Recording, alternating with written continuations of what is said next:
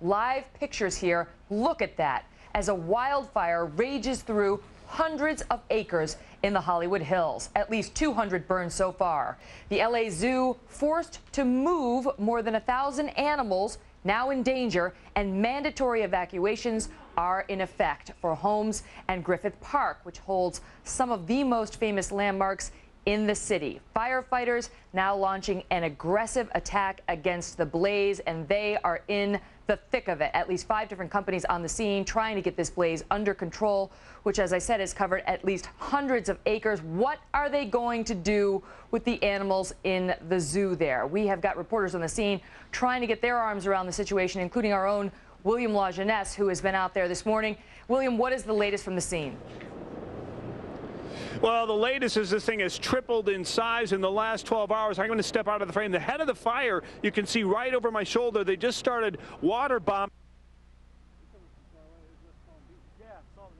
Probably in about the next 30 to 40 minutes, and I am standing at the Greek Theater, and it will slowly come down that hill. But in terms of the resources they have here, about 600 firefighters, 300 from LA City and County.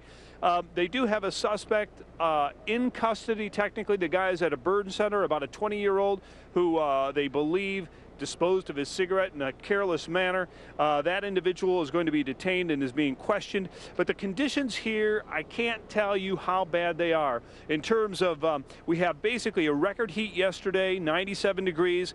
The vegetation here has only about 50% of the moisture it normally has this time of year.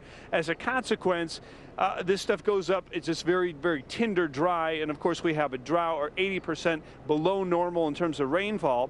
All those things make for a very bad fire situation, as one fire captain explained to us earlier today.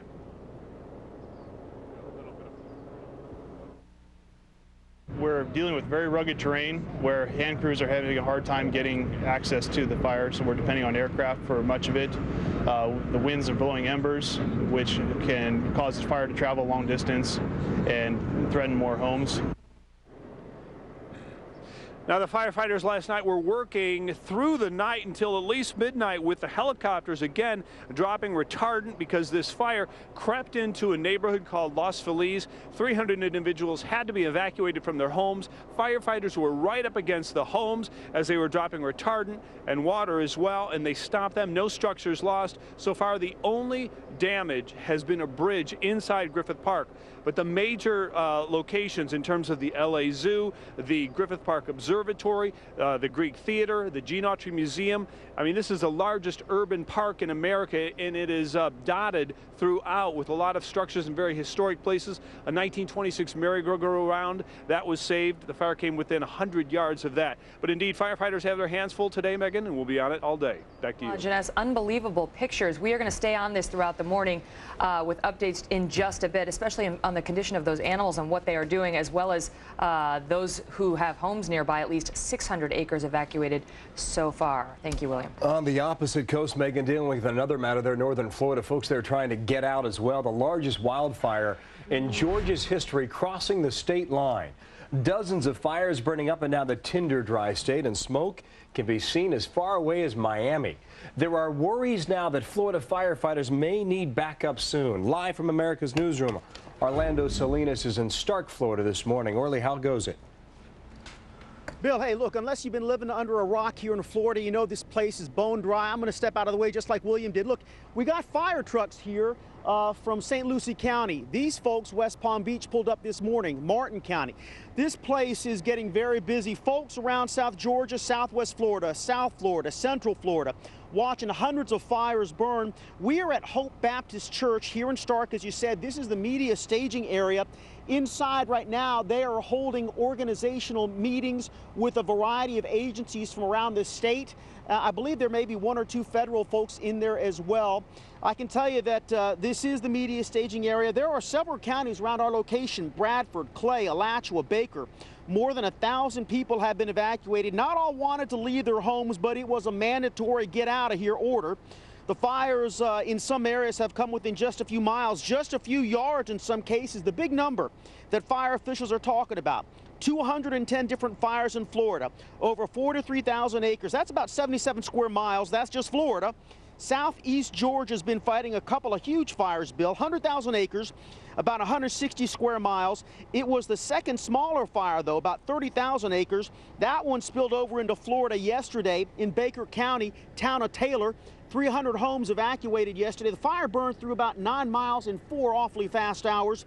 Alachua, Bradford County is about 18,000 acres of burn. Walton County, about 1,200 acres. Volusia and Flagler counties, about 7,000 acres, big enough to see it on radar. In Lake County, fires burning since last Tuesday, about 2,500 acres. Now, coming back out to you live, while I was inside one of those meetings right now, I am hearing those folks talking about the biggest problem they're having right now, besides fighting this fire, is they are all working on different communication systems. They were hoping to bring a communication system specialist here this morning to be at this meeting. Apparently that person was not able to make it. As it stands right now, Bill, this fire keeps on going. I was told it was an abnormal fire. Bill? Yeah, abnormal indeed, and 3 weeks burning down the road. Orlando Salinas live in Stark, Florida. Back to you with events there throughout the morning. And Bill, making things worse in Florida, a big storm churning off of the coast.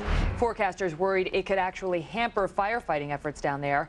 In addition to that concern, the system is generating strong winds and huge waves, swells as high as 15 feet crashing into beaches from Miami to Jacksonville Beach. In the Midwest, heavy flooding along the Missouri River, levees giving way, leaving the town of Big Lake underwater. Quote, "The town is a loss," says its commissioner. Voluntary evacuations are underway in several Missouri counties, and a number of people had to be rescued. The governor declaring a state of emergency. We hope to talk to him live later this hour. Right now, let's go live from America's Newsroom to Jeff Goldblatt in Missouri. Jeff? Good morning to you, Megan. The Missouri River in some places continues to get higher, to the point that clothes set out on the clothesline yesterday, where it had been dry, they're now underwater. Residents of this community, Levacy, Missouri, have been advised to leave. Dusty Rhodes has yet to heed that warning. Dusty, any plans to leave at this point in time? Not necessarily, no. Why not? I think we've probably got all the water we'll get, I would say. They're saying it might go higher. There is a fear that levees in this area have broken in at least 2 different places. And 3 places. Well, so you know that, so yeah. Why aren't you going? Where would you go? Across the track?